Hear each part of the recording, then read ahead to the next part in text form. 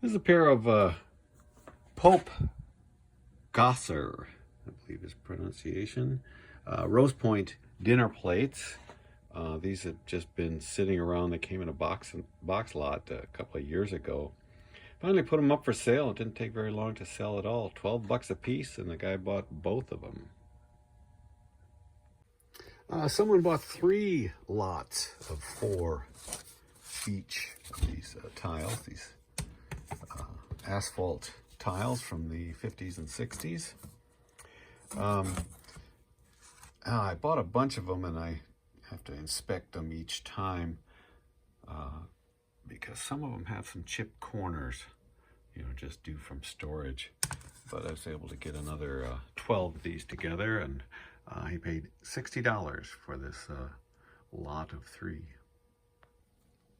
These are suspension parts from a 70s Ford Mustang or even a Pinto. They'll fit. They're the lower control arms, and they're still new, unused, but over the years some corrosion has happened to them. But these sold for $150. Well, this is a Radio Shack brand FM wireless microphone. It's a lavalier microphone, and its receiver. And I can't remember how long I've had this up for. I am a devotee of the R&J listed and forget it system, so probably 2 or 3 years.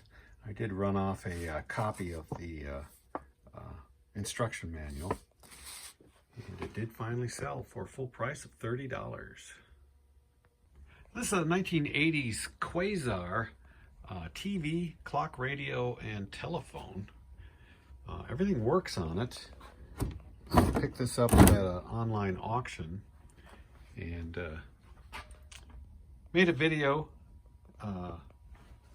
This, of course, would require a digital converter.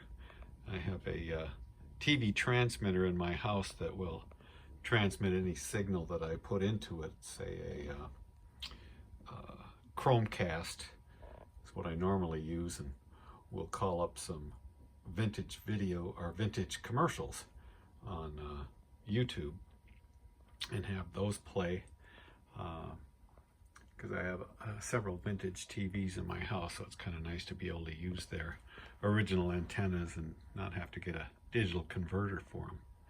But everything worked on it except the telephone. Well, the telephone actually works, but the rubber number pad is missing off it. I don't know what happened to it. It's the way I received it. But it just took a little cleanup, and it sold for $125. These are the Red Wing Irish Setter boots that I sold a couple of weeks ago. And I remember that as soon as I had shipped them off, I get a message from the guy, and he says, "Hey, I just looked over the listing again, and I noticed in the picture, it's kind of hard to see, but I listed these as size 12D. And if you can see under the 12, it says E2. I completely missed that. So I said, well, just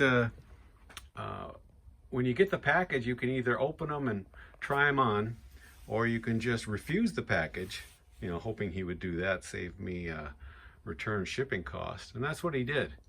And so it came back, refused, returned to sender. And so I refunded him the amount plus his original shipping.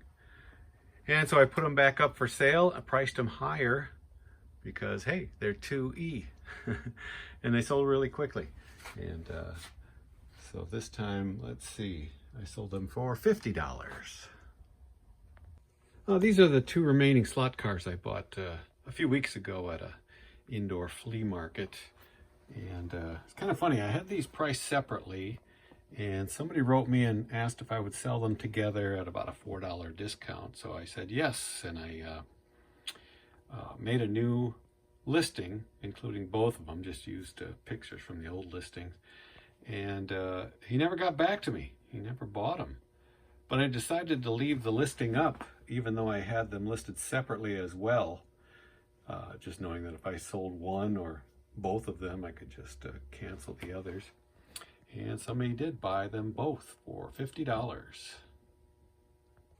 I happened across another Pyrex double boiler. This is a 1.5 quart, what is it, model 6283. It's an older vintage one using the borosilicate formula, which is apparently a little more sought after. I've sold many of these double boilers and certainly can't pass one up. My girlfriend and I went out to Tripp, South Dakota, a little town about an 1.5-hour drive, for their citywide garage sale and Cinco de Mayo celebration. We did pretty well out there, and I found this for $3.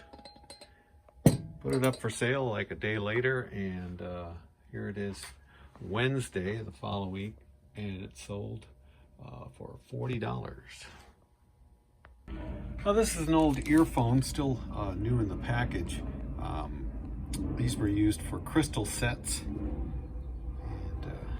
you can see it there. It's got a little clear earpiece that screws into the speaker portion. It's just mono, of course. And I've come across these often when I'm at estate sales looking through junk boxes. And you get them for almost nothing, and they sold for $15.